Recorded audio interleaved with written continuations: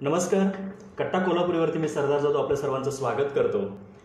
कोरोनाच्या या संक्रमणाच्या काळात, कोरोना पॅन्डेमिकच्या काळामध्ये आर्थिक जी घडी आहे, व्यवसायांची असेल, घरगुती असेल, कुठलीही असेल, बऱ्यापैकी लोकांची कोसळलेली दिसते किंवा त्याच्यामध्ये खूप अडचणी निर्माण झालेल्या आहेत आणि याच्यावरतीच मार्गदर्शनाची खूप नितांत गरज आम्हाला भासत होती. सगळीकडून त्याची मागणीही होत होती आणि यासाठीच आज आपल्या कट्ट्यावरती या आर्थिक नियोजनासाठीच आणि व्यवसायाची घडी बसवताना म्हणा किंवा खर्चाचा ताळमेळ कसा घालावा यावरती मार्गदर्शन करण्यासाठी आज आपल्या कट्ट्यावरती आलेले आहेत CS आहेत व्यवसायाने सर नरेंद्र जोशी सर.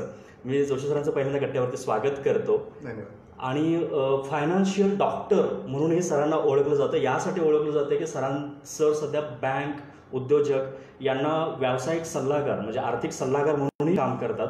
त्याचबरोबर त्याच्या ज्ञानाचा इतरांना फायदा व्हावा, व्यावसायिकांना फायदा व्हावा, त्यांच्या बिझनेससाठी फायदा व्हावा आणि इतर लोकांना आर्थिक नियोजनासाठी फायदा व्हावा यासाठी सरांनी ऊर्जा क्रांती फाउंडेशन सुरू केलं आहे. याच्या माध्यमातून ते त्यामध्ये काम करत आहेत. सर पुन्हा एकदा मी कट्ट्यावरती स्वागत करतो आणि सध्याच्या इकॉनॉमीच्या परिस्थितीवरती आपण पुढे जाणारच आहोत. ॲक्च्युली हा विषयच फार खोल आहे, फार वास्ट आहे आणि यासाठी मी दर्शकांनाही आव्हान करेन की खरंच आपल्या प्रत्येकाला काही प्रश्न अशा वेळी भेडसावत असतात. ते प्रश्न नक्की आमच्या कमेंट बॉक्समध्ये विचारा, कारण सरांचं मार्गदर्शन आज आपल्या कट्ट्यावरती आपल्याला भेटणार आहे.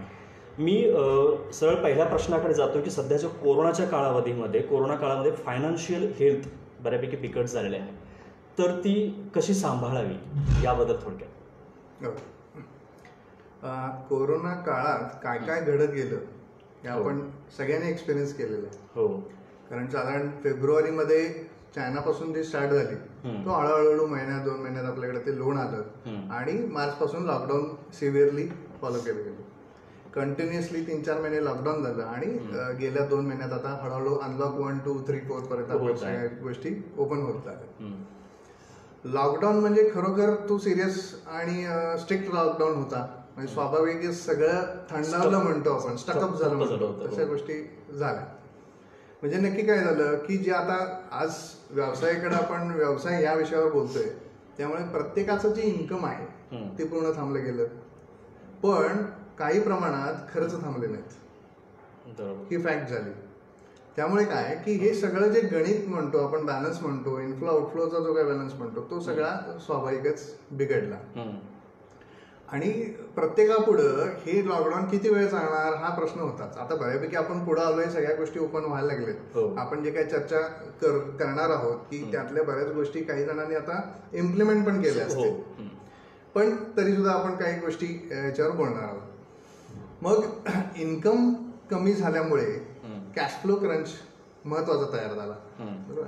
कॅश फ्लो मधला गॅप म्हणजे काय की पुढे आपल्याला पैसे नाही आहेत आणि वाटायचे तर भरपूर आहेत.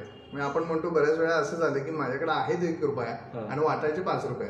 त्यामुळे कुणाला किती देणार हा एक प्रश्न तयार होतो. आता काही जणांच्याकडे रुपये असेल, काही जणांच्याकडे 50 पैसे असतील, काही जणांच्याकडे 25 पैसे असतील. अशी ती काय झाली परिस्थिती झाली. कोण कुठल्या सेक्टरमध्ये काम करतंय त्याच्यावर त्याची सिव्हिअरिटी पण डिपेंड झाली.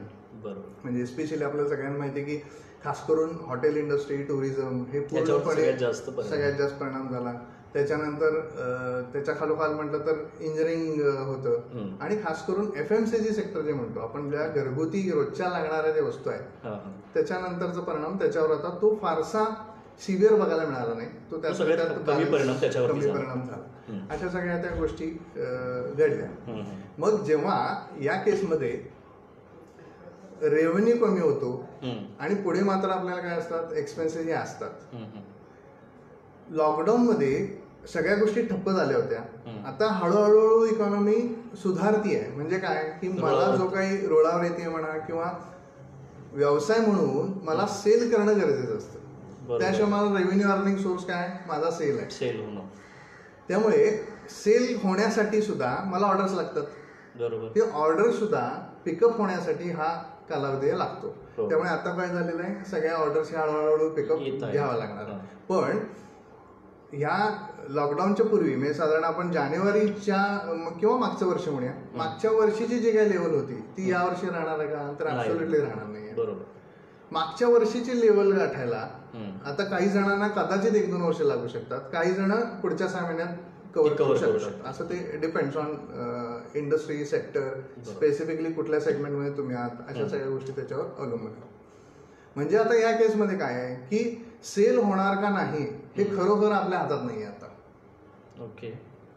त्यामुळे आपल्या हातात काय, आपल्याला जर आपलं सर्व्हायव्हल हवं असेल, आपल्याला जर आपले जे पैसे आहेत ते वाचवायचे असतील किंवा प्रिझर्व करायचे असतील, आपण काय करत असतो, कठीण काळात पैसे पुरवण्याकडे आपल्याला जास्ती कल असतो आणि ते स्वाभाविक आहे, तसंच असलं पाहिजे. जे आहेत ते पैसे पुरवणं, मग पुरवण्यासाठी आपल्याला काटकसर करणं भाग आहे. कारण रेव्हेन्यू जो आहे तो मला व्यवस्थित मिळणार का नाही हे पण त्याचं प्रेडिक्शन मला आता करता येत नाहीये. बरोबर. काही जणांना पुढच्या आता इस्पेशली मॅन्युफॅक्चरिंग किंवा जे MNCsला सप्लाय असतो त्या लोकांना काही 1-2 महिन्याचे का शेड्यूल्स येत असतात, त्यांना पिक्चर क्लिअर असतो. पण इस्पेशली जे आपण त्याला B2C म्हणतो, म्हणजे बिझनेस टू कस्टमर्स, म्हणजे डायरेक्ट रिटेलमध्ये जे काम करतात त्यांना किती ह्याचा पिकअप मिळणार आहे ह्याचा अंदाज नसतो. आता ही अपेक्षा आहे यावेळेला की हा दिवाळीचा सीझन वगैरे चांगला जाईल असा, मग तो या सीझनवर बरंच काही अवलंबून राहणार आहे. कारण इंडियन इकॉनॉमी खास करून या 3 महिन्याच्या सीझनवर बऱ्यापैकी मूव्ह होत असते. त्यामुळे हे 1-2 महिने आपल्याला एकदम आशावादी आहेत आणि हे म्हटलंच कसे होतात त्याच्या सगळ्या गोष्टी अवलंबून आहेत. मग आपण आता महत्वाचा प्रश्न काय आहे की कॅश प्रिझर्व करणं, रेव्हेन्यू येत नाहीये, तर पहिली गोष्ट आपल्याला काय करायला लागेल की रिटेनिंग ऑफ एक्झिस्टिंग कस्टमर्स हा इम्पॉर्टंट गोष्ट आहे. म्हणजे जर माझ्याकडे समजा 10 कस्टमर आहेत, 10 कस्टमर जनरली काय होत असतं की 2-4 कस्टमर दरवर्षी माझे कमी होत असतात, 2-4 ऍड होत असतात. पण यावेळेला आपल्याला अगदी कॉशियसली भरपूर प्रयत्न असे करावे लागणार आहेत की एकही कस्टमर माझा जाता कामा नये, जेणेकरून जे काही माझं रेव्हेन्यू अर्निंग आहे ते मला तिथं स्टेबल राहिलं पाहिजे, कमी व्हायला नाही पाहिजे. मग त्यासाठी काय केलं पाहिजे, तर जे काय आपण सर्व्हिस त्याला देत होतो, म्हणजे प्रॉडक्ट द्या किंवा सर्व्हिस द्या, की त्याला व्हॅल्यू ऍडेड अजून काय देता येईल हे फार इम्पॉर्टंट गोष्ट आहे. म्हणजे एखाद्या समजा तुम्ही सर्व्हिस सेक्टरमध्ये आहात, सोशल मीडिया मार्केटिंग वगैरे, तुम्ही तुमच्या स्कोपमध्ये 1-2-3-4 गोष्टी होत्या, त्याच्यासाठी आपण XYZ चार्जेस घेत होतो.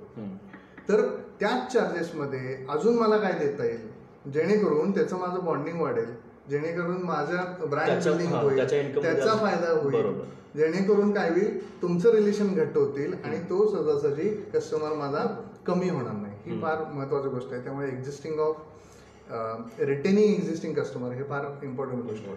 आता दुसरं आपल्याकडे कॉस्ट कंट्रोल करण्याशिवाय दुसरा पर्याय नसतो. त्यामुळे कॉस्ट कंट्रोल करताना जर व्यवसायाचा विचार केला तर 2-4 मेजर गोष्टी आहेत की जे काय म्हणतात त्याला, आपल्याला आउटफ्लोसाठी 2-4 गोष्टी मेजर हेड्सवर असतात. म्हणजे फॉर एक्झाम्पल पहिली असते कामगारांचा पगार, हा मेजर खर्च असतो. छोटा व्यावसायिक असू दे नाही तर मोठे उद्योजक असू दे, तर त्यांच्यासाठी आपल्याला एम्प्लॉईज कमी करणं हा पर्याय त्याला असू शकत नाही. पण काही केसेसमध्ये हा पर्यायच राहिलेला नाही कमी करण्यासाठी. म्हणजे एक्सेप्शनल केसमध्ये एम्प्लॉई कमी केले जात आहेत, त्याला पर्याय नाही. तो एक जर भाग बाजूला ठेवला आपण, तर एम्प्लॉईना रिटेन करणं गरजेचं आहे. मग आहे ते एम्प्लॉई रिटेन करून आपल्याला सॅलरी कशी मॅनेज करता येईल ह्याचा आपल्याला विचार करायला लागेल. मग आम्ही साधारण काही कंपन्यांना आम्ही सजेस्ट करतो की आपला जो काही फिक्स्ड पगार असतो तो साधारण आपला व्हेरिएबल कॉम्पोनंटमध्ये पार्शियली कन्वर्ट करता येईल का, त्याचा आम्ही काही जणांना मॅट्रिक्सेस घालून दिले होते. म्हणजे काय की तो व्हेरिएबल कॉम्पोनंट जो आहे तो परफॉर्मन्स बेस्डवर असेल. आता ह्या कोरोनामुळे काय झालं की स्वाभाविकच लोकांनी त्यांचे पगार पण कमी केले. म्हणजे समजा XYZ 10,000 पगार असेल तर या सिच्युएशनमध्ये त्याला 7,000 दिला गेला, 5,000 दिला गेला. तर या 7,000 कमी झालेल्या पगारमुळे त्याचे जे वैयक्तिक फॅमिली बजेट आहे ते पण काय झालेलं आहे, बिघडलेलं आहे. त्यामुळं वैयक्तिक विचार करता त्याला सुद्धा अर्निंग वाढवायची गरज आहे. त्यामुळे तो अर्निंग कसं वाढवू शकतो, तर यावेळेला आपला मोरल बूस्ट ठेवणं या वातावरणात आणि जास्ती काम करणं हे 2च ऑप्शन आपल्याकडे आहेत. ओके. त्यामुळे जास्ती काम करून जास्ती पैसे मिळवायचे, काम करणं ठीक आहे. मोरल बूस्ट ठेवणं म्हणजे मोरल बूस्ट ठेवणं म्हणजे मानसिकता जी आहे आपली ती खालावली नाही पाहिजे. किती कठीण परिस्थिती आली तरी आपल्याला पॉझिटिव्हच राहणं हे त्याला ऑप्शन नाहीये. मग जेव्हा आपण सॅलरी बद्दल बोलतोय तेव्हा समजा पगार माझा कमी झाला, 10,000चा 7,000 झाला, म्हणजे समजा 3,000चा कॉम्पोनंट कंपनीनं व्हेरिएबल मध्ये कन्वर्ट केला, तो परफॉर्मन्स बेस्ड असेल, तर ज्यादा एफर्ट घेऊन तो परफॉर्मन्स मला 100% मला कसा देता येईल, जेणेकरून ती वरचे जे 3,000 आहेत ते मला मिळाले पाहिजेत. असं जर झालं तर त्याला काय होईल, 10,000ला 10,000 त्याचे कॉम्पेन्सेशन त्याला मिळेल. आणि कंपनीच्या बाजूने पण सगळेच परफॉर्म करत नसतात, जे कमी परफॉर्म करणारी लोक आहेत, त्यामुळे त्या निमित्ताने इनडायरेक्टली काय होणार, त्याचं सॅलरी सेव्हिंग आपलं होऊ शकतं. हे बेस्ट पॉसिबल मॉडेल या घडीला आहे. पण सगळ्यात महत्वाची असेट ही असते, एम्प्लॉई असतात, त्यांना रिटेन करण्याशिवाय पर्याय नाही. आता दुसरे मेजर जे खर्च आता साधारण आपण काढले, तर जे रिटेलमध्ये B2C मध्ये काम करतात त्यांच्यासाठी मार्केटिंगचं बजेट हे बऱ्यापैकी काढावं लागतं. मग मार्केटिंगमध्ये जो पूर्वी प्रिंट मीडिया वापरला जायचा, त्या नाही म्हटलं तरी बऱ्यापैकी कॉस्ट त्याची व्हायची. त्यामुळे आज लोकांना डिजिटल मीडियाकडे वळणं हे अपरिहार्य आहे. आणि ते कॉस्ट इफेक्टिव्ह पण आहे. जी कॉस्ट तुम्हाला तिकडे होती त्याच्या 10% कॉस्ट मध्ये लिटरली आपण काय करू शकतो, रीच हा वाढवू शकतो. की जसं आपण आज लाईव्ह सेशन करतोय, ह्याचा रीच आणि त्याचा रीच बऱ्यापैकी आता काय मॅच होणार आहे भविष्य काळात, आणि ती गरज राहणार आहे. बरोबर. दुसरं, समजा आपण काही ऑफिस वापरतोय, ते ऑफिस आपण शेअर करू शकतो का? समजाकडे माझा आयडियल कॅपॅसिटी आहे, म्हणजे 1,000 स्क्वेअर फीटचं ऑफिस आहे, पण सध्या मी कुठेतरी ते 500 आणि 400 स्क्वेअर फीट वापरतोय. तर राहिलेलं माझाच मित्र आहे, माझाच सर्कल मधलं वेगळं आहे, तो पण त्याचा इंडिपेंडेंट ऑफिस आहे, हे शेअर करता येईल का? जेणेकरून काय होऊ शकेल, आपलं कॉस्ट शेअरिंग होऊ शकेल. तसंच हे केल्यामुळे काय होतं, इंटरनल जे रिसोर्सेस असतात, ज्या बिल्डिंगमध्ये तुमचं काय ऑफिस आहे त्याचं कॉमन मेंटेनन्स, तिथला स्टाफ, तिथलं लाईट पाणी, एअर कंडिशनिंगची कॉस्ट, ही पण काय होऊ शकते, शेअर होऊ शकते. तसंच ह्याच्या पुढे जाऊन जे मॅन्युफॅक्चरिंग सेक्टरमध्ये आहेत, आज जो विचार आपण आजपर्यंत केला नव्हता तो आज खरंच करायला लागेल. आणि या पॅन्डेमिक सिच्युएशननं जसा आपल्याला त्रास दिला तशाच बऱ्याच गोष्टी शिकवल्या पण. त्यामुळे जो विचार आपण आधी केला नव्हता तो पण करायला काय हरकत आहे, अशी गोष्ट निर्माण झालेली आहे. मग मॅन्युफॅक्चरिंगमध्ये प्रोडक्शन फॅसिलिटीज असतात. आपल्याकडे फाउंड्रीज बरेच आहेत की मी प्रोडक्शन करत असतो, तीच फॅसिलिटी समजा माझ्याकडे आज बिझनेस कमी आहे, माझी 30-40% कॅपॅसिटी ओपन आहे, तीच मी दुसऱ्यासाठी शेअर करू शकलो तर सेम जसं आपण ऑफिस शेअर करायचं म्हणतोय तशी फॅक्टरी प्रेमायसेस शेअर करता येईल का, की प्रोडक्शन फॅसिलिटी शेअर करता येईल का, जेणेकरून दोघांच्यातही काय होणार आहे, विन विन सिच्युएशन असेल. मग हीच पद्धत आपण लॉंग टर्म पण का फॉलो करू नये, ही मानसिकता आज ना उद्या आपल्याला बदलावी लागणार आहे, ती बदलेल, या निमित्तानं बदलेल असं अपेक्षा. होम मुळे ऑफिसेसचे इतर खर्च असले तसं हा आपण लॉंग टाइम ऍब्सोल्युटली. त्यामुळे हे जे मेजर असे खर्च आहेत ते आपण अशा पद्धतीने ह्याला आपण रिथिंकिंग म्हणतो, याला टेक्निकल भाषेत रिइंजिनिअरिंग म्हणतात. रिइंजिनिअरिंग आतापर्यंत काय झालं की एखाद्या प्रोसेसेसला नवीन पद्धतीने बघणं, त्याला रिइंजिनिअरिंग म्हणतात. तसंच ह्या कॉस्ट ज्या आहेत ह्या पण रिइंजिनिअरिंगच्या दृष्टिकोनातून बघितल्या तर तसंही आपल्याला त्या करता येईल. असा आता एक्सपिरियन्स आमचा असं सांगतो की आता मी त्या मुद्द्याकडे येईन की प्रत्येकानं काय बघितलं पाहिजे. Budget is very important. बरोबर. दरवर्षी भारत सरकार फेब्रुवारीला बजेट डिक्लेअर करत असतं, त्याची उत्सुकतेने सगळी काय करत असतात, वाट बघत असतात. मग काय डिक्लेअर झालं आणि आपल्यासाठी काय आहे त्यात. मग तीच सिस्टीम आपण आपल्या कंपनीत का राबवू नये. म्हणजे काय तर बजेटमध्ये कसं काय असतं की पूर्ण वर्षामध्ये, येणाऱ्या वर्षामध्ये असा आमचा रेव्हेन्यू की या हेडमधनं एवढे रुपये येतील, त्या हेडमधनं एवढे रुपये येतील, टॅक्सेसमधनं एवढे येतील आणि बाकीच्या इन्कममधनं एवढे येतील, ते आम्ही असं स्पेंड करणार आहे. हे बजेट डिक्लेअर केलं जातं. त्याचे फायदे जर बघितले तर एक प्रकारचे डिसिप्लिन येते. बरोबर.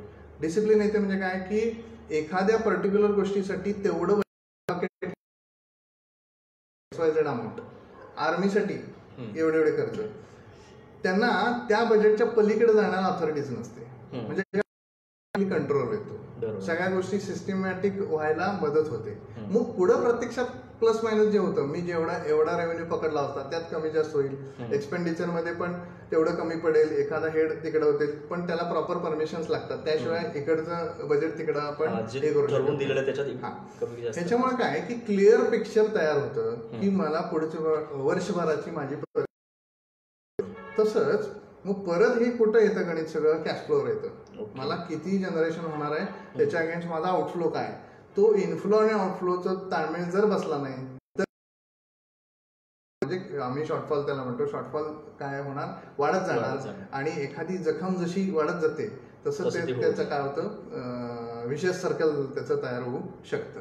त्यामुळे आता ठीक आहे, पहिल्या एप्रिल टू जून मध्ये अशी परिस्थिती होती की पुढची काहीच क्लॅरिटी नव्हती. कधी संपणार, कधी लॉकडाऊन ओपन होणार, माझा बिझनेस काय लेवलला जाणार ह्याची कल्पना नव्हती. पण येस, जुलै ऑगस्ट सप्टेंबर या 3 महिन्यापासून साधारण बऱ्यापैकी पिकअप व्हायला सुरू झालेलं आहे. मग एक काहीतरी अझम्पशन्स घेऊन आपलं मंथली बजेट तयार करणं हे फार इम्पॉर्टंट गोष्ट आहे.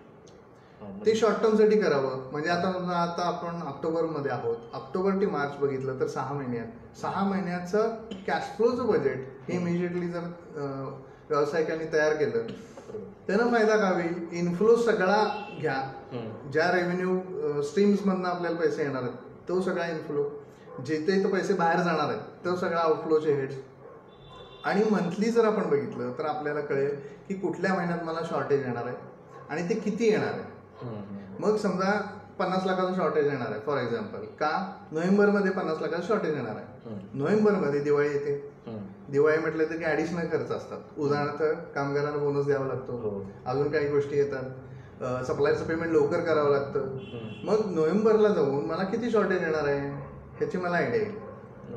ते आयडिया आल्यामुळे मला प्रिपरेशनला काय होणार आहे, मदत होणार आहे.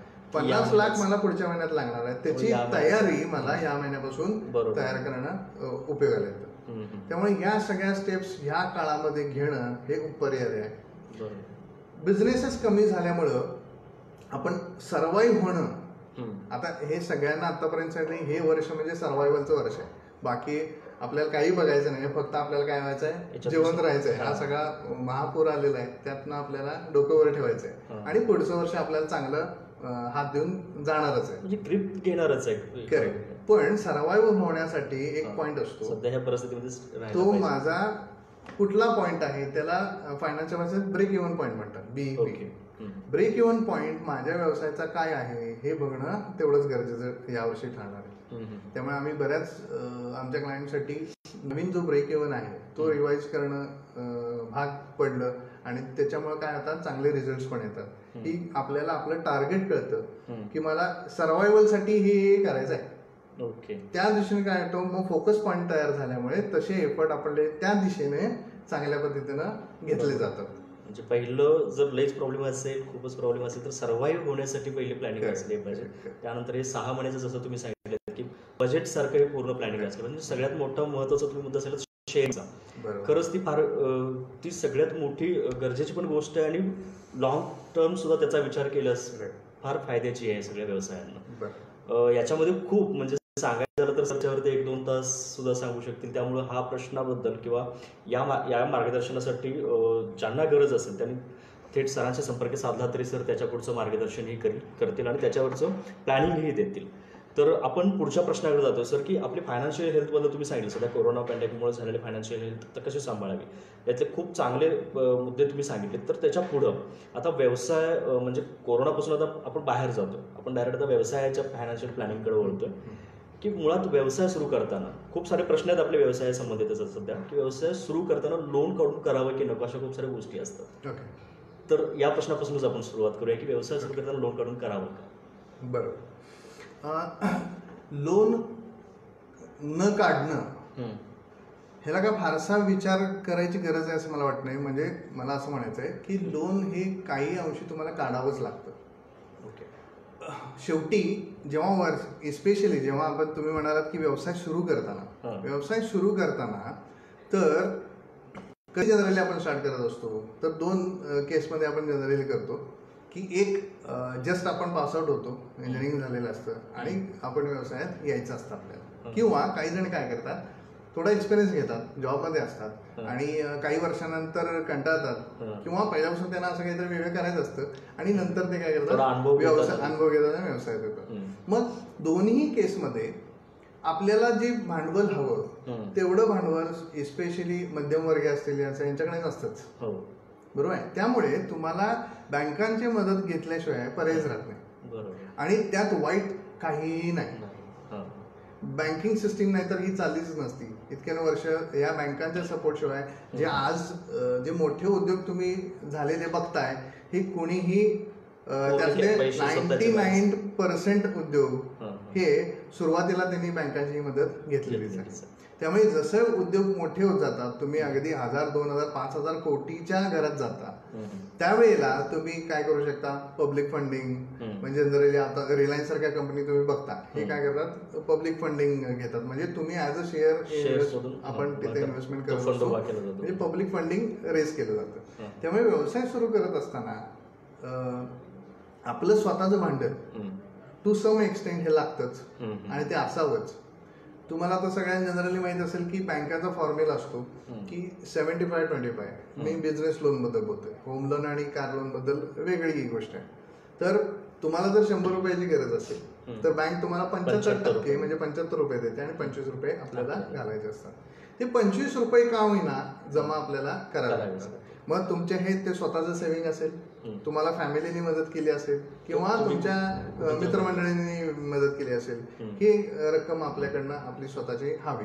आणि ती त्याशिवाय आता हे 25% मार्जिन कंपल्सरी करण्यामागं पण लॉजिक आहे. हे कित्येक वर्षात झालेले तयार झालेले स्टँडर्ड्स आहेत, त्याच्या मागं पण काही लॉजिक आहे. जोपर्यंत ओनरची, म्हणजे आपण स्वतः ओनर म्हणतो, आपण प्रमोटरची त्या व्यवसायामध्ये फायनान्शियली इन्व्हॉल्वमेंट नसेल तोपर्यंत तो तेवढा सिरियसली बिझनेस केला जात नाही.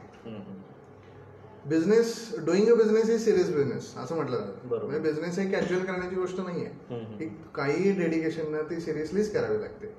त्यामुळे बँका ह्या दिलेल्या आहेत आणि त्यांना काय होणार आहे, बँका तुम्हाला मदत करायलाच बसलेल्या आहेत. त्यामुळे व्यवसायात लोन घेणं हे अडचणीचं काहीच नाही आणि जरूर घ्या. बरोबर. म्हणजे खूप ठिकाणी असं हे घरगुती सल्ले असतात की कुठं दुसऱ्याच्या जीवावर उड्यावर स्वतःचं पहिल्यांदा हे कर, परंतु त्यामुळं आता पाय टाकू की नको टाकू हे ह्याच्यामध्ये लोक अडकलेले असतात. लोन, आता मोठमोठे उद्योग लोनच उभा राहतात सोडा, आणि त्याबद्दलची एक निगेटिव्हिटी निघून जावी यासाठी हा बेसिक प्रश्न होता. आपण पुढच्या प्रश्नाकडे जातो सर, की लोन करून व्यवसाय करावा नको याच्याबद्दल सांगितलं. सर्व्हिस इंडस्ट्री, व्यवसायाचे वेगवेगळे प्रकार आहेत, त्यात सर्व्हिस इंडस्ट्री आणि मॅन्युफॅक्चरिंग इंडस्ट्री हे दोन महत्वाच्या दोन गोष्टी आहेत. तर यातील फरकाचे मुख्य पॅरामीटर्स काय आहेत, सर्व्हिस इंडस्ट्री आणि मॅन्युफॅक्चरिंग इंडस्ट्री? आपण म्हणजे तुम्हाला साधारण फायनान्शियल हेल्थ बद्दल आपण बोलतोय. फायनान्शियल हेल्थचे जे साधारण इंडिकेटर्स असतात त्याबद्दल तुम्हाला बहुतेक हा प्रश्न विचारायचा असं वाटतं मला. बरोबर ना. सर्व्हिस इंडस्ट्री आणि मॅन्युफॅक्चरिंग मध्ये इंडिकेटर्स काय वेगळे आहेत. ओके. त्याच्या अगोदर मी तुम्हाला असं सजेस्ट करेन की फायनान्शियल हेल्थ चेकअपचे जनरल इंडिकेटर जे आहेत ते काय आपण समजून घेऊया. मग आपण ते सर्व्हिस आणि मॅन्युफॅक्चरिंगचं थोडंसं काय बायफर्केशन असू शकतं ते आपण समजून घेऊ. आता फायनान्शियल हेल्थ म्हणजे काय, की आता आपण जनरल हेल्थ, बरोबर, आपण वैयक्तिक म्हणून, मला ह्याला पण एक प्रश्न संबंधित आहे, फायनान्शियल हेल्थचे इंडिकेशन्स मी म्हटलं तसं. आपली जी हेल्थ असते म्हणजे काय, आपली बॉडी, आपला फिटनेस, फिजिकल फिटनेस हा आपला चांगला आहे असं आपण कधी म्हणतो की आपल्याला काही होत नसतं. पहिलं एक सिम्पटम आपल्याला काय आपण जाणवून घेत असतो. पण पुढे जाऊन आपण काही टेस्टिंग असतं मेडिकल सायन्समध्ये की काही टेस्ट करतो आपण. म्हणजे जनरली काय बघतो बघा, आपण कुठल्याही डॉक्टरकडे गेलो पहिला तो काय करतो, तुमचा ब्लड प्रेशर चेक करतो, बरोबर, आणि गरज लागल्या तर पुढच्या टेस्ट करत असतो. हार्टबीट्स वगैरे हा नॉर्मल केस आहे, म्हणजे त्यात ब्लड प्रेशर बघितलं जातं, बरोबर. ब्लड प्रेशरची काहीतरी रेंज आहे 80-120, म्हणजे लो आणि हाय, बरोबर.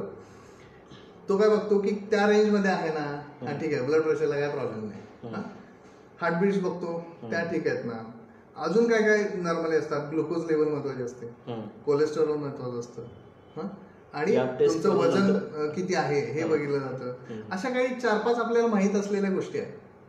मग त्याची पण एक स्पेसिफिक रेंज आहे बघा, बरोबर आहे. जसं की ब्लड प्रेशर आहे 80-120, तसं कोलेस्टेरॉलची एक रेंज आहे की त्या रेंजमध्ये ते जर गोष्टी असतील तर बॉडी ही काय आहे, समतोल आहे असं म्हणायला हरकत नाही, हेल्दी आहे असं म्हणायला हरकत नाही. तसंच फायनान्समध्ये काय होतं की बिझनेसची जी काही फायनान्शियल हेल्थ आहे ते अशा काही पॅरामीटर्समध्ये मोजली जाते. त्याला साध्या भाषेत रेशोज असं म्हटलं जातं. येस. त्याला म्हणतात रेशोज, फायनान्शियल रेशोज म्हणा. रेशोज हे वेगवेगळ्या त्याचं क्लासिफिकेशन होतं. म्हणजे काय म्हणता येईल, उदाहरणार्थ लिक्विडिटी रेशो म्हणतो आम्ही. म्हणजे तुमचा जो काही कॅश फ्लो आहे तो किती लिक्विडिटी तुमच्याकडे आहे, इनफ्लो आउटफ्लोचा इझिनेस किती आहे, त्याला लिक्विडिटी म्हटलं जातं. दुसरा एक प्रकार असतो वर्किंग कॅपिटल रेशोज. त्याच्यामध्ये नंबर ऑफ रेशोज येतात. तुमचं वर्किंग कॅपिटल हे तुम्ही किती चांगल्या पद्धतीने वापरलंय.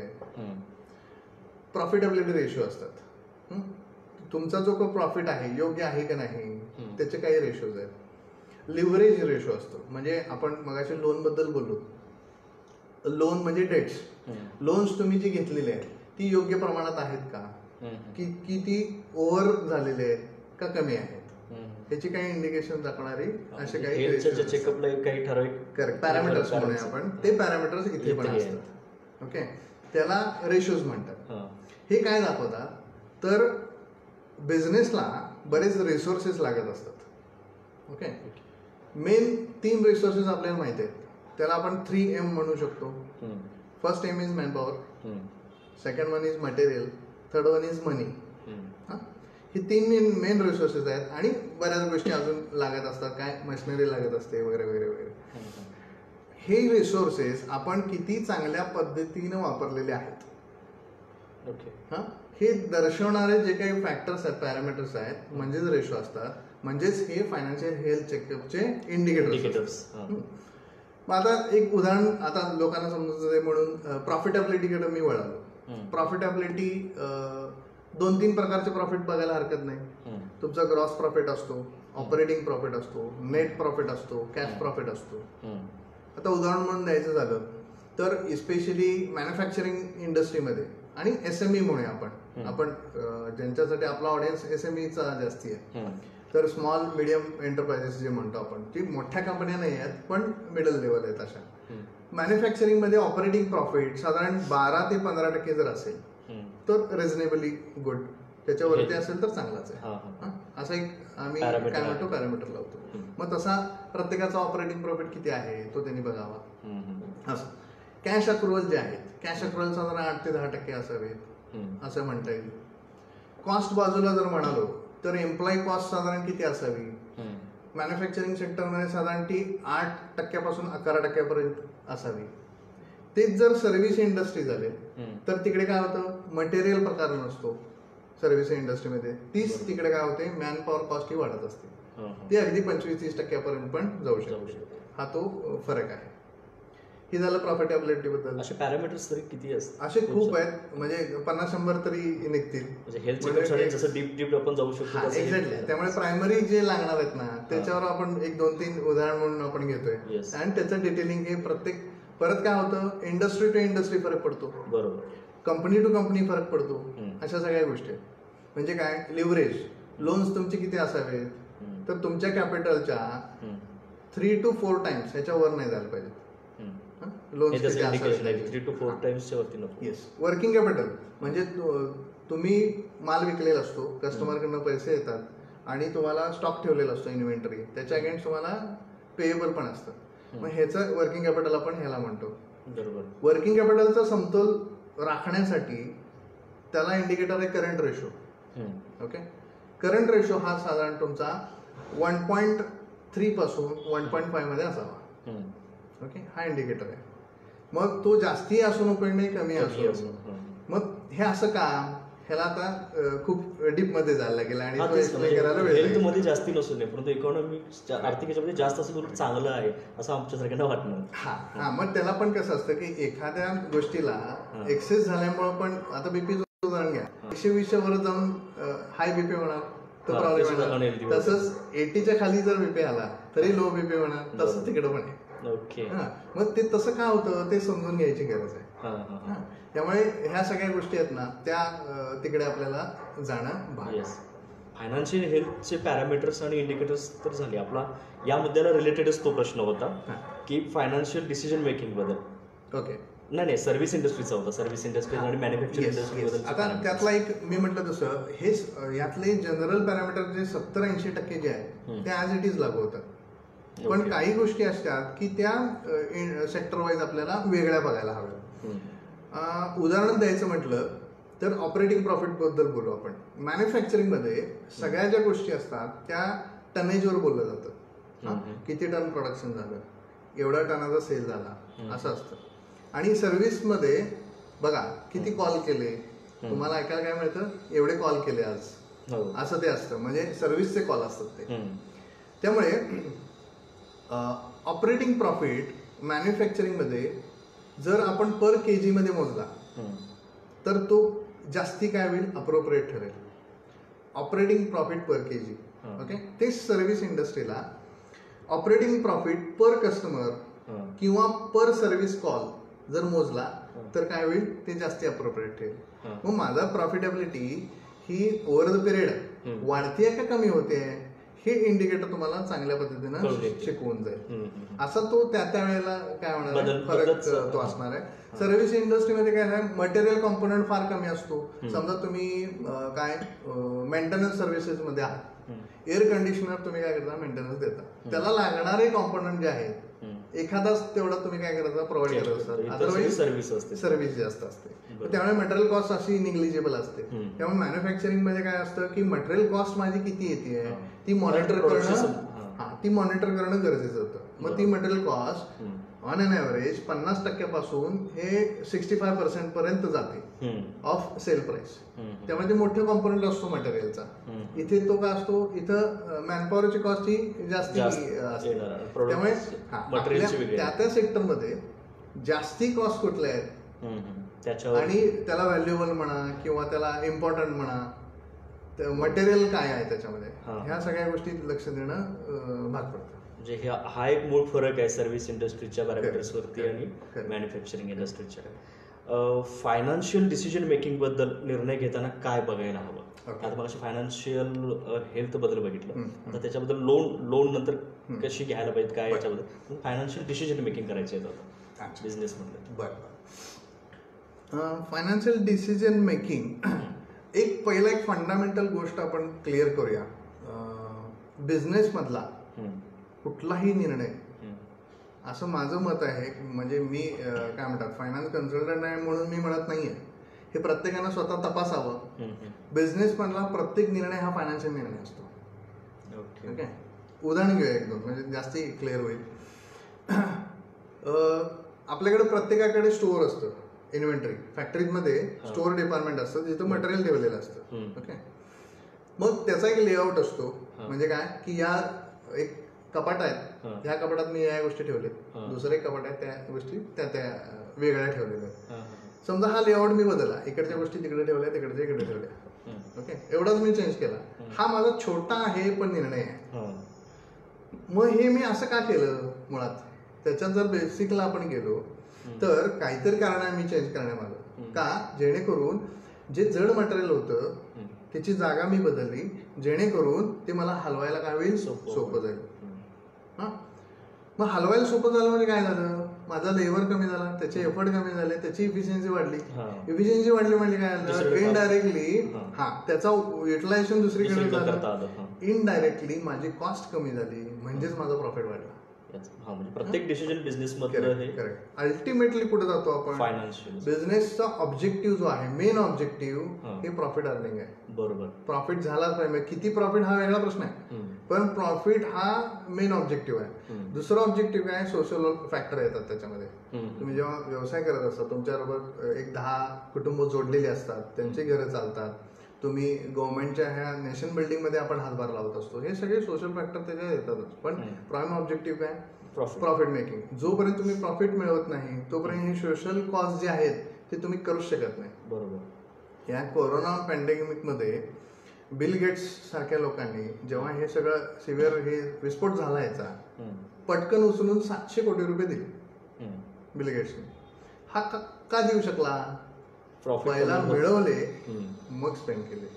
त्यामुळे मिळवणे पैसे फार महत्वाचं आहे. कितीही तुम्हाला सोशल वर्क करायची इच्छा असली तरी आपण मिळवू शकणार नाही, म्हणजे करू शकणार नाही विदाउट प्रॉफिट घेत. ऍब्सोल्युटली. मग आता डिसिजन मेकिंग कडे वळायचं म्हणतोय आपण तेव्हा की प्रॉफिट हा इम्पॉर्टंट गोष्ट आहे. तर कॉस्ट बेनिफिट म्हणतो आम्ही त्याला. प्रत्येक निर्णयाला काहीतरी कॉस्ट असते आणि त्याचा बेनिफिट असतो, ह्याचा ताळमेळ लागणं गरजेचं आहे. बिझनेसमध्ये दोन गोष्टी मॅनेज करायच्या असतात प्रॉपर. एक असतो प्रॉफिटेबिलिटी, दुसरा असतो कॅश फ्लो. ज्या निर्णयामुळं ह्या दोन्हीपैकी एकालाही जरा धक्का लागत असेल तर तो निर्णय चुकीचा आहे, आणि त्या निर्णयामुळं दोन्ही गोष्टीला काही प्रॉब्लेम होणार नसेल तर निर्णय तो योग्य आहे. हां, एक छोटंसं उदाहरण देतो, त्याच्यावरनं आणखी क्लिअर होईल असं मला वाटतं. सिंपल उदाहरण आहे की आता ही सगळी सिच्युएशन पॅन्डेमिकची झालेली आहे, कोणाकडे पैसे नाही आहेत, बँका पण मदत काही जण करतायत, काही जण अडचणी येत आहेत. तर समजा मी एक उद्योजक आहे, मला 1 लाख रुपयाची गरज लागली काही कारणामुळे, आणि माझे सगळे रिसोर्सेस संपले ना, माझ्याकडं मित्रांच्याकडनं आता मी पैसे घेऊ शकतो, त्यांच्याकडे पण संपलेले आहेत ना, मला बँक पण आता सपोर्ट करते, त्यामुळे 1 लाख रुपये मला लागणार आहे. मग अल्टिमेटली मी काय केलो की आता लास्ट ऑप्शन म्हणजे सावकारी असते. सावकारीकडे मी गेलो, सावकाराकडं, आणि 1 लाख रुपये मी सावकाराकडे मागितले की असं असं आहे आणि हे आहे. आता सावकाराची व्याज किती आहेत काय हे सगळ्यांना काय फार चर्चा करायची गरज नाही. ठीक आहे म्हटलं, त्याचा तो व्यवसाय आहे, तर म्हटलं 1 लाख रुपये घेऊन जा. किती काळासाठी पाहिजे आहेत, तर 3 महिन्यासाठी पाहिजेत उदाहरण म्हणून. ठीक आहे, 3 महिन्यासाठी घेऊन जा, माझं काय होणार आहे, एवढं व्याज आहे, बरोबर. आपण 15% व्याज गृहीत धरू, 15% व्याजानं 3 महिन्याच्या आत मला पैसे पाहिजे असं खडसावून सांगतो की नाही. ठीक आहे, मला पर्याय नाही, मी घेऊन आलो 1 लाख रुपये. वाटेत माझा एक दुसरा व्यावसायिक मित्र मला भेटला, त्याला पण काय झालेलं आहे, 1 लाख रुपयाची गरज आहे. मग असंच बऱ्याच दिवसांमध्ये भेटल्यानंतर काय लक्षात आलं की तो जास्ती अडचणीत दिसतोय माझ्यापेक्षा. हां, मित्र म्हणून मला वाटायला की याला मदत करायला पाहिजे. हां, तर मी काय करणार की 1 लाख रुपये त्याला देणार. ओके, मला 2 ऑप्शन आहेत, एक तर मी त्याला सावकाराकडे जा म्हणेन किंवा त्याच्याकडे घे म्हणेन, किंवा हे माझ्याकडचं घे, मी परत त्याच्याकडनं दुसरे घेऊन येतो. आता त्या मित्राला मी जेव्हा 1 लाख रुपये देणार आहे, त्याला आपण बघा 2 कंडिशन त्याला सांगू. बघा, एक काय सांगू, मी स्पष्ट त्याला सांगणार, एक मी त्याच्याकडनं पैसे आणलेले आहेत, 3 महिन्याच्यात मला त्याला द्यायचे आहेत, बरोबर आहे. दुसरं, मी 15% व्याजानं आणलेले आहेत. मग मित्र म्हणून आपला जर स्वार्थ जागा झाला तर आपण त्याला 17% सांगू, 20% सांगू, बरोबर आहे. आणि काय सांगू, 3 महिन्याच्या आत परत पाहिजे. त्याला 2 कंडिशन सांगणार, एक व्याजाची कंडिशन, दुसरी कालावधीची कंडिशन. हेच फायनान्शियल मॅनेजमेंट आहे. म्हणजे काय, जे मी पैसे आणले त्याला आम्ही कॉस्ट ऑफ कॅपिटल म्हणतो. जे 15% व्याज देणार आहे त्याला कॉस्ट ऑफ कॅपिटल म्हणतात. ते पैसे जेव्हा पुढे गुंतवलेले असतात त्यातनं जो काय परतावा मिळतो त्याला रिटर्न म्हटलं जातं. मित्राकडनं मिळणारा इंटरेस्ट हे समजा 17% असेल, तो रिटर्न झाला, त्या 15% पेक्षा जास्त हवा ना, नाहीतर त्याला कुठलं देणार तुम्ही.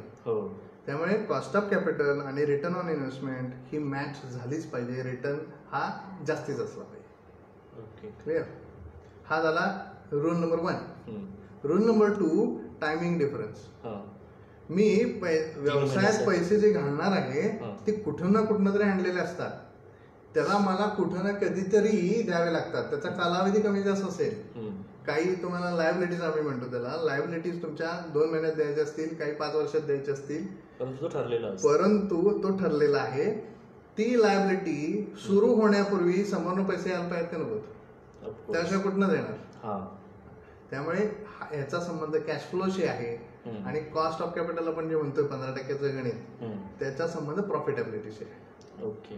त्यामुळे प्रॉफिटेबिलिटी आणि कॅश फ्लो हे 2 गोष्टी अतिशय इम्पॉर्टंट आहेत, त्या मॅनेज व्हायलाच पाहिजेत. कुठलाही निर्णय या 2 क्रायटेरियामध्ये बसवून जर बघितला, दोन्हीला जर चेकबॉक्स टिक मार्क पडली तर तो निर्णय योग्य आहे.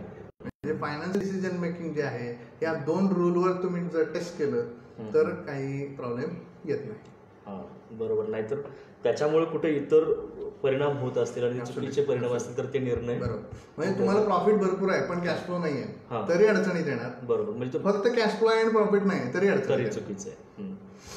बरोबर. फायनान्शियल डिसिजन मेकिंग बद्दल निर्णय घेताना हे काही गोष्टी, हे जे छोटंसं उदाहरण आहे ते जर लोकांनी जर कायम लक्षात ठेवलं तर ते कोरिलेट होईल त्यांना. ओके. म्हणजे असं लक्षात ठेवलं की खूप मोठ्या गोष्टी आहेत सर.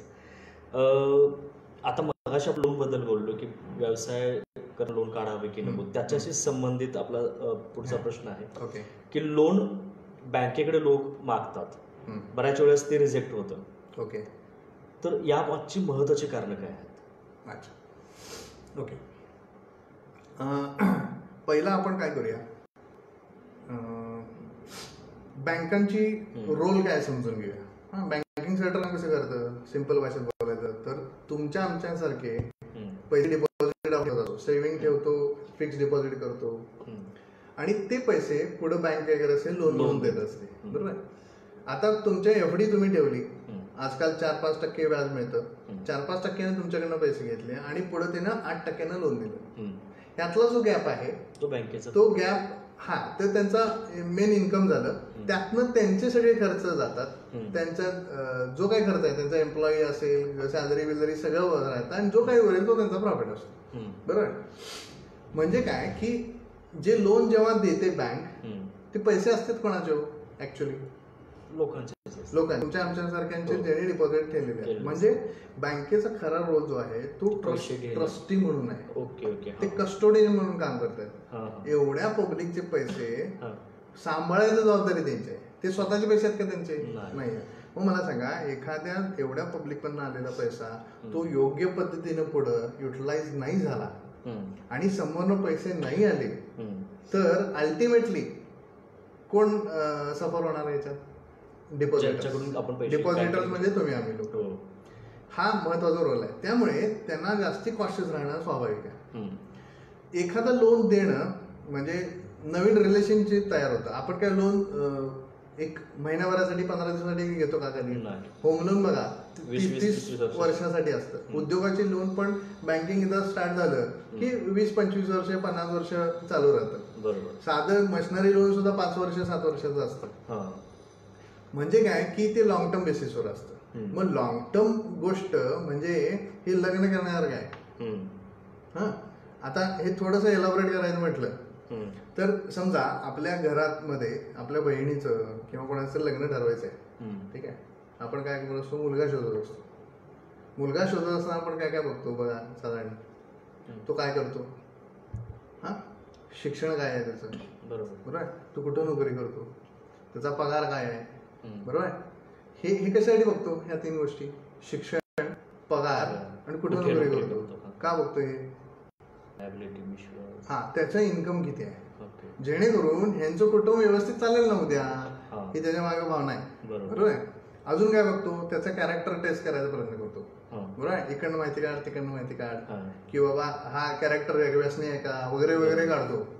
मग आपण दूर दूरनं कनेक्शन लावायचा प्रयत्न करत असतो. बरोबर. त्याचं कॅरेक्टर टेस्ट करायला, क्रेडिबिलिटी. बरोबर. त्याचाच इनडायरेक्टली त्याला ट्रॅक रेकॉर्ड असं म्हणता येईल. लोन वाल्याशी बँकेचं जे नातं होणार असतं तसं हे चाचपणी बँक करते. ऍब्सोल्युटली.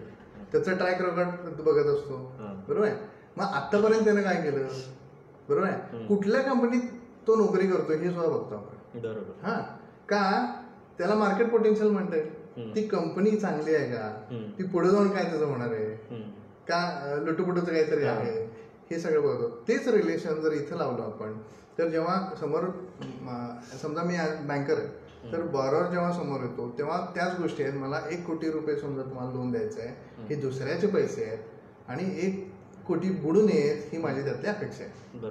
मग ह्यातनं तू काय करणार आहेस, तर XYZ बिझनेस करणार आहे. तू बिझनेस मला टेस्ट करायला पाहिजे ना, काय करणार आहेस. बरोबर. ठीक आहे. मग हा बिझनेस करणार आहेस, ह्यातला तुझा अनुभव आहे का हे मी बघणार. मग ते ठीक आहे, अनुभव नाही आहे, ऍटलिस्ट त्यातलं शिक्षण तरी आहे का. बरोबर आहे. मी BCom आहे आणि मी प्रपोजलसाठी आणि मी म्हणतो की केमिकल मॅन्युफॅक्चरिंग मी करणार आहे, हे कुठं रेलेव्हन्स आहे का, तसं होणार नाही. ते एक्सपिरियन्स तरी बघितला जाईल. मग त्याचा एक्सपिरियन्स बघितला जाईल आणि जे एक्झिस्टिंग ऑलरेडी पुढे गेले 5-10 वर्ष बिझनेस केलेला आहे आणि आता मोठ्या लोनसाठी जातोय मी एक्झाम्पल, तर मोठा प्रोजेक्ट मला करायचा आहे. ठीक आहे, हरकत नाही, तुम्हाला एक्सपिरियन्स आहे पण आतापर्यंत तुम्ही काय लेवलला अचिव्हमेंट केली आहे. ओके. त्या अचिव्हमेंटनं मी अंदाज घेत असतो ही मोठी झेप तुम्हाला झेपणार आहे का, हे पण बघितलं जाणार. तुमचं ट्रॅक रेकॉर्ड, समजा पूर्वीचे तुमचे लोन घेतले असतील ते तुम्ही व्यवस्थित फेडलेत का, गव्हर्नमेंटचे टॅक्सेस बिक्सेस प्रकार जो आहे तो व्यवस्थित तुम्ही कंप्लायन्स केलाय का, जेणेकरून तुमची कॅरेक्टर म्हणजे वृत्ती त्याच्यामध्ये टेस्ट होते. तुम्ही बाबा म्हणजे लिगली पाळणारे आहात, इथिकली बिझनेस करणार आहात, ह्या सगळ्या गोष्टी त्याच्यामध्ये असतात. आणि सगळ्यात शेवटचा पॅरामीटर असतो तो एक्झिस्टिंग फायनान्शियल कंडिशन्स तुमच्या. म्हणजे थोडक्यात काय तुम्ही आतापर्यंत अचीव्ह काय केलेलं आहे. आता थोडक्यात सांगायचं झालं तर कॉमन सेनाने काय होतं बघा, उद्योग म्हटल्यानंतर त्याची ग्रोथ होत असते. मी एक 20-25 लाख टर्नओव्हर करत असतो, नेक्स्ट इयर माझा 40 लाख होतो, नंतर 1 कोटीच्या घरात जातो. व्यवसाय वाढायला लागल्यानंतर ही पैशाची गरज लागते आणि व्यावसायिक बँकेकडे जातात की मला असं असं करायचं आणि मला पैसे लागणार. समजा मला काय करायचं, मशिनरी ऍड करायचे आणि मला पैसे लागणार. तर पहिल्यांदा बँक काय करते की चेकलिस्ट देते, हा ठीक आहे लोन पाहिजे ना, हे डॉक्युमेंट घेऊन या. मग त्यात 50 एक कागद असतात, मग ते गोळा करणार. त्यात एक महत्वाचं कागद असते, त्याला आपण फायनान्शियल स्टेटमेंट्स म्हणू, म्हणजेच बॅलन्स शीट. बॅलन्स शीट एक महत्वाचा कागद त्याच्यामध्ये असतो. मग ती बघितल्यानंतर बँक काय करते, सर्टन काही ऑब्झर्वेशन्स काढते त्याचं, की मग तुमचं हे पॉझिटिव्ह आहे, हे निगेटिव्ह आहे, हे पॉझिटिव्ह आहे, हे निगेटिव्ह आहे, असं त्याला सांगते की बाबा ह्या गोष्टीमुळे तुझं होत नाही. मग तो उद्योजक काय करतो, त्याला ते कळत नाही, कारण ते बॅलन्स शीटचा पार्ट असतो. बॅलन्स शीटकडं व्यावसायिकांनी मेजॉरिटी बघितलेलं नसतं की बॅलन्स शीट काय प्रकार आहे. ते त्यांचे कन्सल्टंट किंवा ऑडिट हे इंडिपेंडंट फायनल जरी सगळं व्यवस्थित असलं बॅलन्स शीट मध्ये काही असं राहिलं, मग त्याला प्रश्न तोच पडतो की माझा टर्नओव्हर चांगला व्हायला लागलाय, सगळं व्यवस्थित आहे आणि बॅलन्स शीट अशी कशी काय. मग त्यावेळेला त्यांच्या ऍडवायझरकडनं तो सल्ला घ्यायला जातो की बँक अशी म्हणते हे काय बॅलन्स शीट माझी चांगली नाही आहे. प्रश्न काय तयार होतो, चांगली बॅलन्स शीट म्हणजे काय हे समजून घेणं गरजेचं असतं. आम्ही त्याला आपलं ते रिपोर्ट कार्ड आहे असं म्हणतो. हा, शाळेपासून प्रगती पुस्तकं आपण बघत आलो, स्वतःचे रिझल्ट बघतो ना आपण. जसं की आपण आता ज्यांची मुलं सुद्धा झालेली आहेत, प्रगती पुस्तक म्हणतो. प्रगती पुस्तक काय बघतो की बाबा सगळे सब्जेक्ट आहेत, किती किती मार्क पडले, त्याच्यावरनं काय कळतं, त्याच्यावरनं आपण ठरवतो, त्याच्यावरनं तो किती हुशार आहे असं ठरवतो. आणि एखाद्या विषयात कमी मार्क असेल तर आपण तिकडे अरे गणितात कमी दिसत आहेत, मग त्याला काही कळत नाही का, शिक्षक बरोबर नाही का, ह्याला काय वेगळ्या पद्धतीनं ट्युशन लावायची गरज आहे का. मग ह्याला काय त्याची उत्तरं तुम्ही काढायचा प्रयत्न करता. तसंच म्हणजेच काय की जेव्हा बिझनेस आहे, बिझनेसचे जेवढं काय वर्षभरात तुम्ही केलं त्याचं रिपोर्ट कार्ड म्हणजे बॅलन्स शीट असतं. मग हे जर माझ्या व्यवसायाचं रिपोर्ट कार्ड असेल तर ते रिपोर्ट कार्ड मी वाचणार नाही, मग कोण वाचणार. त्यामुळे बहुतांशी व्यावसायिक किंवा उद्योजक हे बॅलन्स शीटकडं वाचन जे आहे हे थोडंसं दुर्लक्ष झालेलं आहे, आमचे ऑब्झर्वेशन आहे. त्यामुळे आपली हेल्थ जी आपण ज्या विषयावर बोलतोय, हेल्थ हे रिपोर्ट कार्ड आहे. बरोबर, ते रिपोर्ट कार्ड मला वाचायला येत नाही, हे वाचणं गरजेचं आहे. त्याशिवाय तुमची पुढची जी प्रगती आहे, मग समजा स्टँडर्ड पॅरामीटरपेक्षा मी किती खाली आहे, गॅप जोपर्यंत कळणार नाही तोपर्यंत तुम्ही ऍक्शन कशी घेणार. बरोबर, असं सगळा मुद्दा तिकडे येतो. असे काही एन नंबर ऑफ प्रॉब्लेम्स आहेत की ज्याच्यामुळे जनरली काय होतं. हे महत्वाचा मुद्दा एक अजून, लोन रिजेक्ट होण्यामागं बरीच लोक आता गेले 2 वर्षात खूप फरक पडला. कॅश ट्रान्झॅक्शन भरपूर असतात. दुकानदार लोक स्पेशली सगळा व्यवहार कॅशमध्ये करायचा. आलेली कॅश रेव्हेन्यू, धंदा चांगला असतो, पैसे येतात आणि त्याचा खर्च पण सगळा कॅशमध्ये होतो. पण ते बँकिंग चॅनल मध्ये कधी आलेले नसतात, म्हणजे अकाउंट्सवर. मग मला सांगा, तुम्ही जेव्हा नवीन लोन घ्यायला जाता बँकेला, तो म्हणतो साहेब माझा 5 कोटी टर्नओव्हर आहे, असं जर आपण म्हणालो, बँक म्हणते कुठे दाखव. तू तुझ्या म्हणण्यावर मी विश्वास ठेवणं ही रिस्की काम आहे. मग बँकेत व्यवहार मात्र 50,000चे आणि तुम्ही म्हणता की कारण कॅश येते कॅश जाते, कुठेही त्याचं रेकॉर्ड नसल्यामुळे ही फार नितांत गरजेची आहे. टर्नओव्हर दिसून येत नाही. ही काही मेजर कारण आहेत की त्याच्यामुळे काय होतं की लोन रिजेक्ट होतात या कारणामुळे. अदरवाईज तसं काही नाही, पैशाला काही कमी नाही. हल्ली फार बँक लोन बँक लिटरली द्यायला बसलेली आहेत. त्यांना चांगले कस्टमर पाहिजेच आहेत. चांगले कस्टमर म्हणजे काय हे समजून घ्यायची गरज आहे आपल्याला. ते काय म्हणतात, चांगले कस्टमर पाहिजे. चांगल्याची व्याख्या काय, हा म्हणजे ती त्याचं बघायला फक्त टर्नओव्हर नुसताच असणं एवढं नाही, परंतु त्याचं व्यवस्थित त्याची Correct. मांडणी असायला पाहिजे. Absolutely. बरोबर. आपल्याला एक प्रश्न येतोय, अभिजित विचारतायत की hello sir, liability and assets यांचा ताळमेळ घालण्यासाठी कोणती काळजी घ्यावी? लायबिलिटी आणि अच्छा. ॲसेट्स. ओके. नाही, ताळमेळमध्ये आता सगळ्यात मी म्हटलं तसं दोन असेट आणि लायबिलिटीचा ताळमेळ ऑटोमॅटिकली येईल की जेव्हा दोन गोष्टीवर कंट्रोल असेल. मी म्हटलं तसं एक प्रॉफिटेबिलिटी, दुसरा कॅश फ्लो. मग प्रॉफिटेबिलिटी हे झालेलं आहे डीप मध्ये तुम्ही समजून जर घेतलं आणि कॅश फ्लो म्हणजे काय हे जर डीप मध्ये समजून घेतलं, त्याचा एंड रिझल्ट ऑटोमॅटिकली मॅनेज होतच होतं. Asset liability.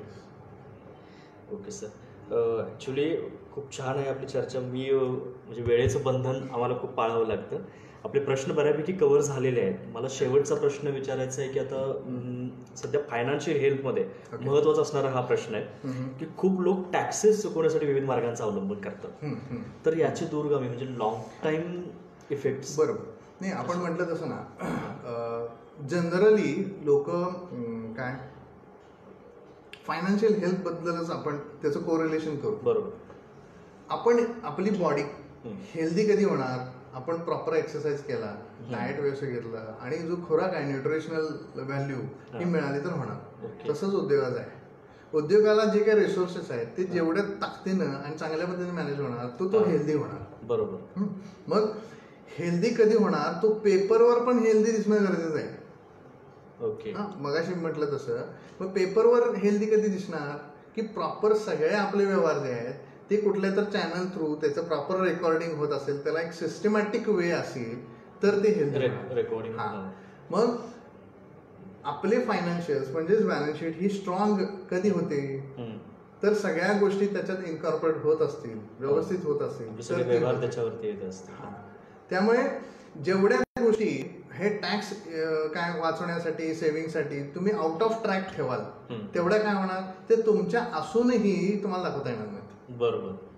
त्यामुळे तुमचं हेल्दी रिपोर्ट हा येणार नाही कधी.